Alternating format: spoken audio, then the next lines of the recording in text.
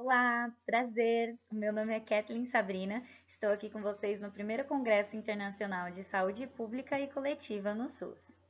Sou graduada em Fisioterapia pelo Centro Universitário de Saúde da Faculdade de Medicina do ABC, pós-graduada em Fisioterapia Pediátrica e Neonatal pelo mesmo Centro Universitário e pós-graduada em Saúde Pública pela Faculdade FAVENE.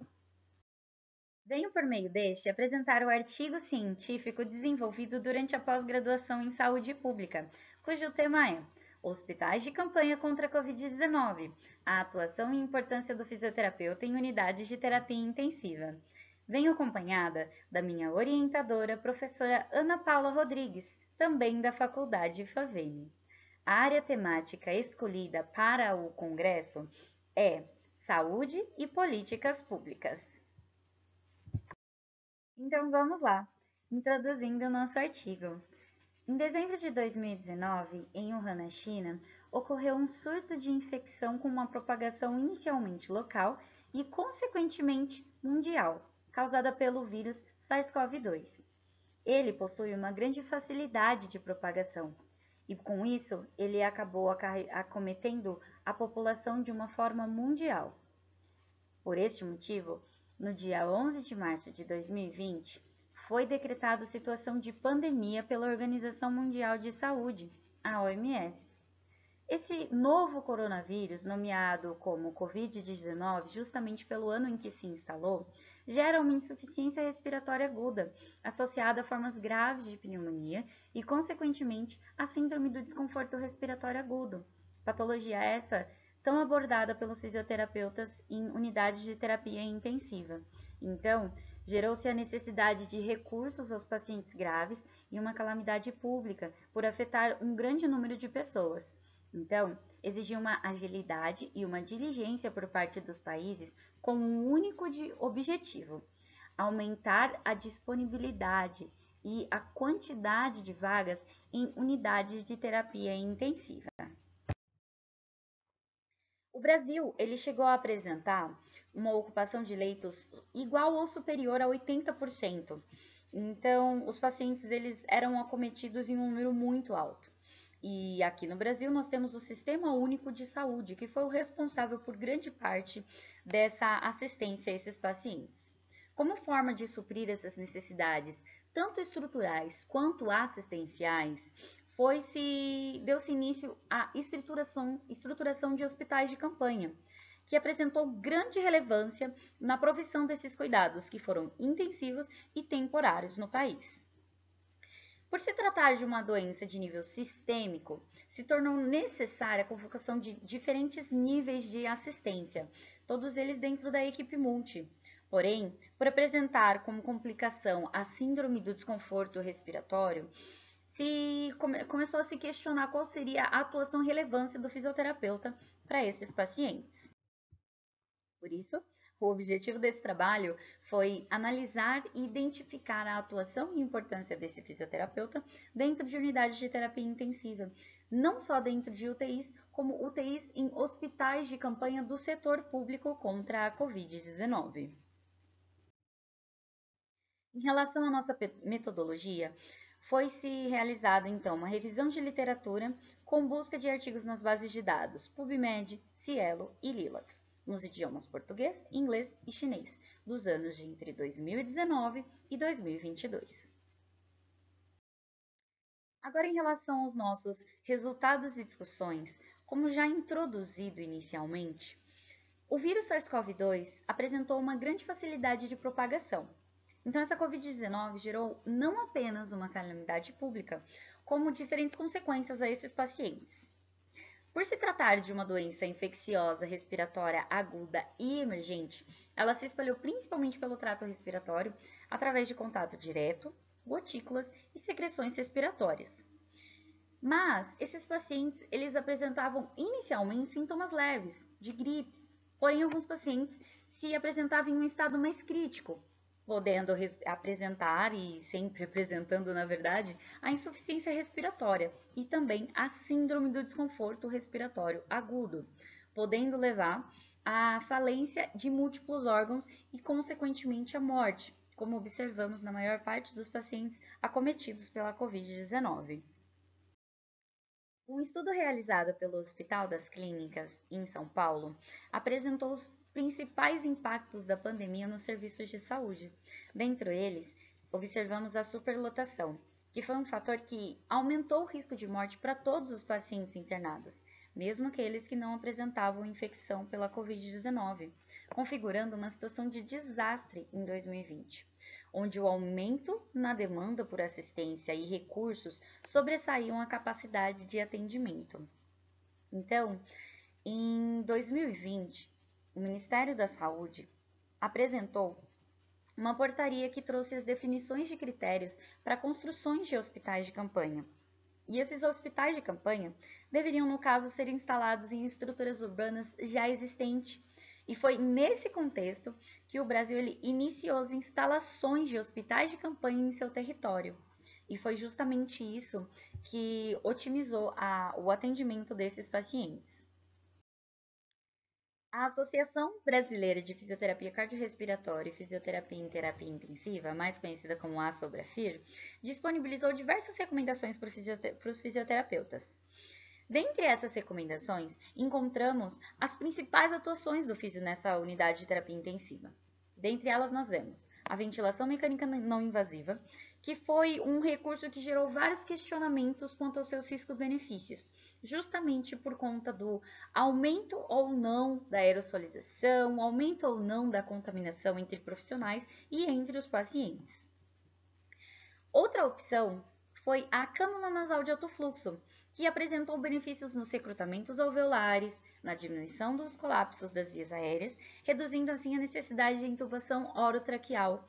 Porém, nós observamos, de acordo com o estudo, que ela foi de baixa adesão em hospitais públicos, ainda que estivesse presente em hospitais particulares.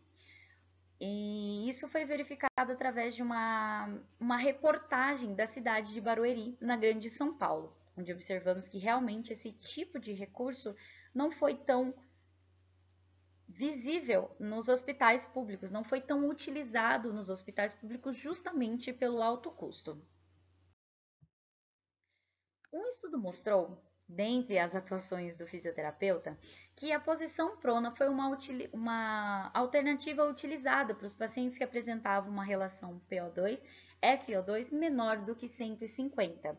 Lembrando que essa relação PO2-FO2 se diz acerca da capacidade respiratória desse paciente. E essa posição era necessária ser mantida por no mínimo 16 horas, onde seria repetida quando o paciente não apresentasse melhora dessa relação PO2-FO2. Pacientes em uso de ventilação mecânica invasiva, foi optado por uma ventilação mecânica protetora. Afinal, o que é essa ventilação mecânica protetora?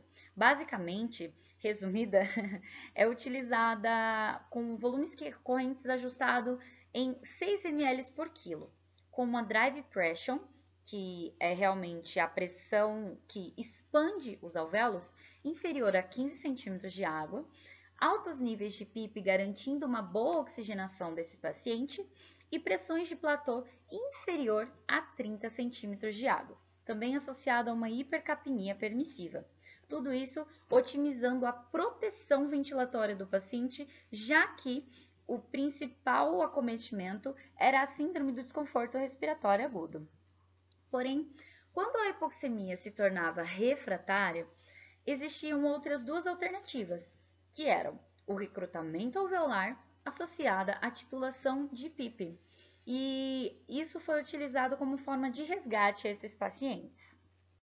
Dentre as principais atuações do fisioterapeuta, então, observadas neste estudo, tivemos a monitorização ventilatória, que era constante nesses pacientes críticos. A cânula nasal de alto fluxo também foi muito observada, embora não estivesse tão presente em hospitais públicos. A ventilação mecânica não invasiva, ventilação mecânica invasiva e na posição prona, dentre outras atuações, como nas manobras de higiene brônquica para manter via aérea pérvia, também em momentos de aspirações, onde os pacientes se encontravam intubados, lembrando que por se tratar de uma pandemia, de um vírus com grande facilidade de propagação, era-se necessário, quando estivesse disponível, a utilização de TracheCare, um sistema de proteção, um sistema de aspiração fechada, onde evitava-se a propagação do vírus. Exercício de transferência e mudanças de decúbito, com o objetivo de diminuir as lesões por pressão. Com essa pandemia também foi possível observar no ambiente hospitalar a melhor integração da equipe multidisciplinar, um melhor manejo com a ventilação mecânica e observamos vários desafios para esses profissionais da saúde. Dentre esses desafios, observamos essas experiências dolorosas que afetavam tanto os pacientes como também os profissionais da saúde. Alguns estudos eles reforçaram a atuação do fisioterapeuta, principalmente em UTI.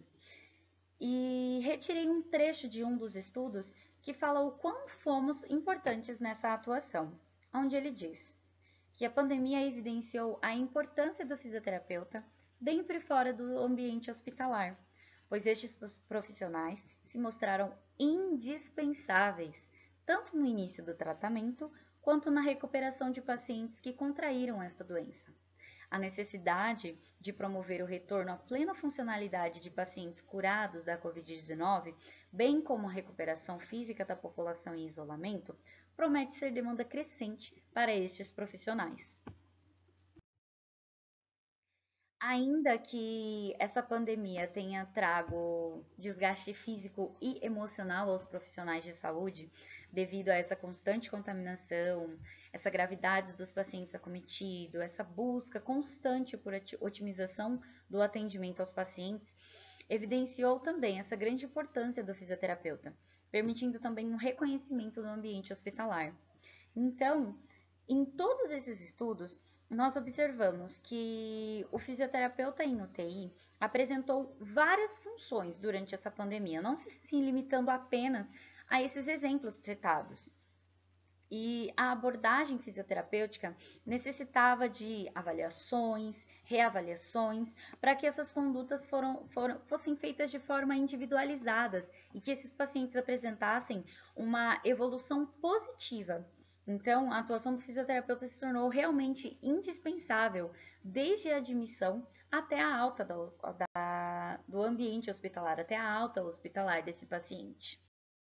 Então, com isso, conseguimos concluir que realmente existe a necessidade imprescindível desse fisioterapeuta não somente em hospitais de campanha, mas em todas as unidades de terapia intensiva, pois ele proporciona efeitos benéficos na qualidade de vida e principalmente na recuperação desse paciente. E o principal que foi possível observar nesse estudo, acoplando e concluindo o nosso objetivo inicial, que existe então essa essência do fisioterapeuta, justamente porque a sua ausência compromete a qualidade da assistência prestada. Disponibilizo aqui para vocês as referências utilizadas nesta apresentação. Desde já agradeço pela apresentação no Congresso e me sinto mais grata ainda de, durante a pandemia, ter feito parte da assistência dentro do Sistema Único de Saúde do Brasil. Muito obrigada!